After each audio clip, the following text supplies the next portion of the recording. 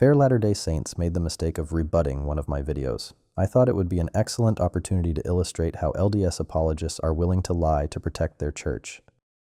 In their first rebuttal, Fair Latter-day Saints claims that President Oaks stated that he was not aware of shock aversion research being done during his tenure as president of BYU. That is not even close to what Oaks claimed. Here's the clip. And what have you done to address some of the things that you've done in the past, including the things that you said and overseeing the enforcement of electric shock and vomiting aversion therapy for LGBT students at BYU?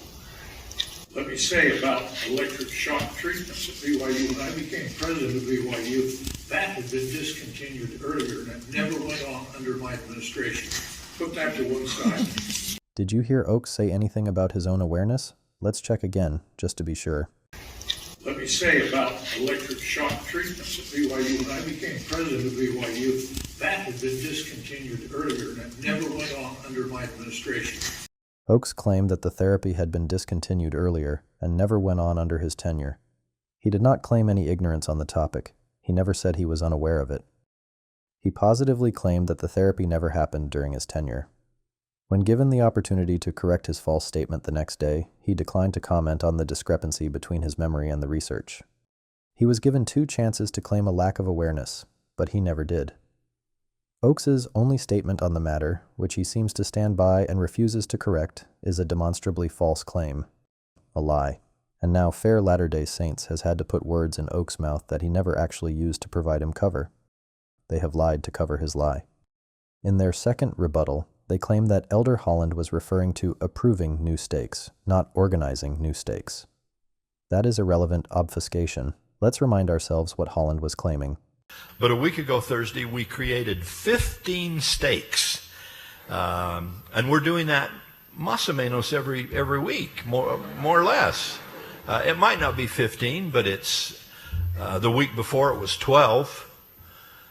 Sometimes it's 8 or whatever, and it'll be a little uneven.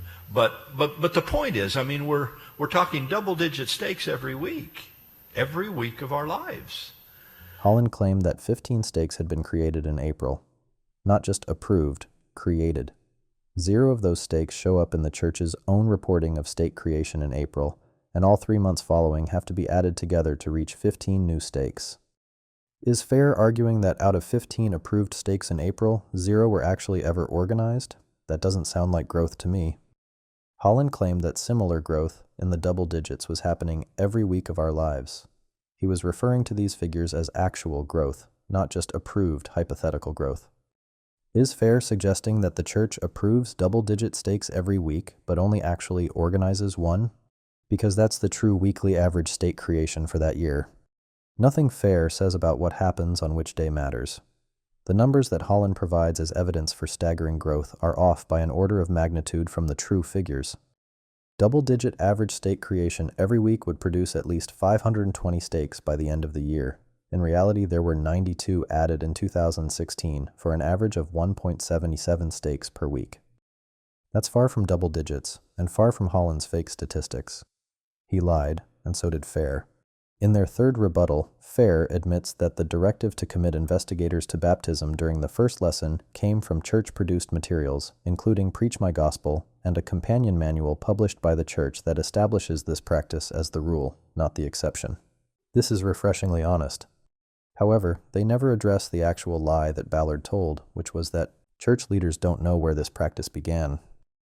In his talk, Ballard spun a tale about zealous rogue missionaries inventing the practice as a display of faith or a sifting tool. He tried to lay the blame for the practice at the feet of the obedient young men and women who followed the training materials that he himself had helped produce. Fair didn't even respond to that lie. Did they miss it? Or are they acting like just having a placeholder response is a rebuttal? Are they hoping their readers are too lazy or trusting to look into the original claim? In their fourth rebuttal, Fair doesn't come up with any original material. They simply refer to a puff piece in the church-owned newspaper where Oaks plays the victim and pretends to have misspoken during an interview. As pointed out in my original video, Oaks only corrected one of 4 lies he told during that interview. Fair doesn't address those 4 lies at all, and neither does the article they referenced. This is another example of Fair acting like any response at all is a rebuttal, and hoping that nobody looks any further.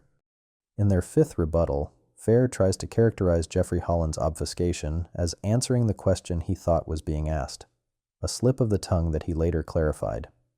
Let's review the clip and see if there was any way the interviewer's question could have been misconstrued. Let's talk about Mitt Romney. Okay. The man who may well become the most powerful man on earth. Mm-hmm. As a Mormon in the temple, I've been told, he would have sworn an oath to say that he would not pass on what happens in the temple, lest he slit his throat. Is that true? That's not true. That's not true. We do not have penalties in the temple. You used to. We used to. Therefore, he swore an oath saying, I will not tell anyone about the secrets here, lest I slit my throat. Well, As you can see, Sweeney asks very specifically and clearly about Romney's participation in temple oaths and penalties. There was no ambiguity in his question. He never asked if there were currently penalties in the temple. He asked whether Romney had sworn an oath by his throat to protect temple secrets. Holland answered a question that Sweeney wasn't asking, hoping that Sweeney wouldn't catch the deception. This is a common enough tactic in the church that BYU professor Robert Millett taught it to missionaries, suggesting that lying is an appropriate response to antagonistic questions. We really aren't obligated to answer everyone's questions. I've not had all of my questions answered. The Lord hasn't chosen to do that. He probably hasn't answered all of yours. And nor are we obligated to answer everyone else's questions. Whenever a person asks me an antagonistic question, I never answer that question, but rather I answer the question they should have asked. I just answered the question he should have asked. We never provide meat when milk will do. We never provide meat when milk will do. Given the clarity, specificity, and precision of Sweeney's question, is it more likely that Holland misunderstood the question, or that he hoped answering another one would get him and Romney off the hook? I'll let you be the judge. Fair's sixth rebuttal only addresses one example I gave of church leaders hiding things. They link to a 32-paragraph Twitter thread that speculates on Joseph Fielding Smith's possible motivations for slicing Joseph Smith's handwritten First Vision account from a letter book, keeping it in his personal safe for 2 decades, and never publishing it. The takeaway, according to the tweet's author Robin Scott Jensen, is to be less confident in assuming Joseph Fielding Smith's motivations. Okay, fair enough. We can't know his motivations for butchering a precious church record and concealing a vision account that contradicts church doctrine. We can't know for sure that he didn't want members to read it. We only know that he was aware of what it was, what it said, and that he chose not to make it available to the church membership. I'll link a thoughtful response to the tweet below if you want to get into what we can assume about Joseph Fielding Smith's intent. The rebuttal goes on to suggest that when the church hides things, it doesn't do so with nefarious intent. Intent is not the point. Ballard didn't say that when church leaders hide things, they do so with the best of intentions. He said church leaders have never hidden anything from anyone, and that they are as transparent as they know how to be. I provided several examples that show that they do indeed hide things. Their intent in doing so doesn't matter at all. He lied. Fair's seventh rebuttal doesn't address the lie at all. I showed 2 servants of God claiming that the LDS Church isn't wealthy, followed by the SEC revelation that the church has at least $100 billion in assets. Fair seems to move the goalposts and suggest that this isn't excessively wealthy. Nobody ever said it was or wasn't excessively wealthy, but nobody can argue in good faith that $100 billion doesn't qualify as being wealthy. In failed rebuttal number 8, Fair suggests that in-kind donations don't count as a financial contribution to the Prop 8 campaign. In-kind simply means that instead of donating funds directly, the church either provides goods and services or pays for those goods and services on behalf of an organization. Either way, institutional church funds are being spent, just not directly donated as money.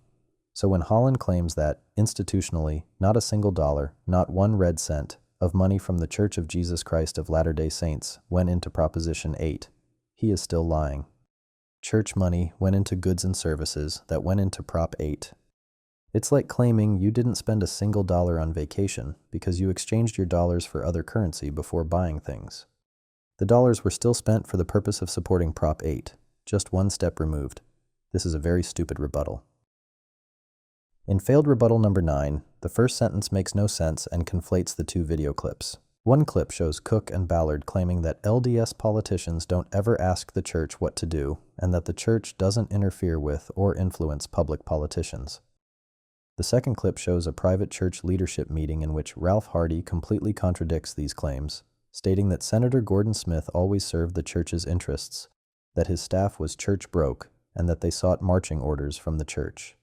This lie, told by Cook, could not be any more clearly called out. Fair says, there is a difference between taking marching orders from the church and always being willing to support the church's interests. But Ralph said that phone calls were being made to the senator's staff from church headquarters so often that they became expected, and that they asked the church what they should be doing when they hadn't heard from the church in a while. There is no difference between the things Cook is denying the church does and the things Hardy is confirming that the church does. Fair has failed to rebut anything here. Finally, Fair claims that the FAA log report supports President Nelson's exploding plane account when properly understood. But Nelson has several claims that aren't supported at all by the report. He claims that the engine exploded and stopped running, that the plane caught fire, that the other engine was shut off, that there was a death spiral, and that they landed in a farmer's field. The report says there was rough engine caused by sheared studs, that the engine was feathered, that a precautionary landing was made at Delta Airport, and that there was no damage to the aircraft. The only way to properly understand the report is that Nelson made up almost everything. I hope we have all learned a valuable lesson about how much you can trust a defender of the faith. I invite the anonymous author of this rebuttal to repent for their dishonesty and to stop providing cover for liars.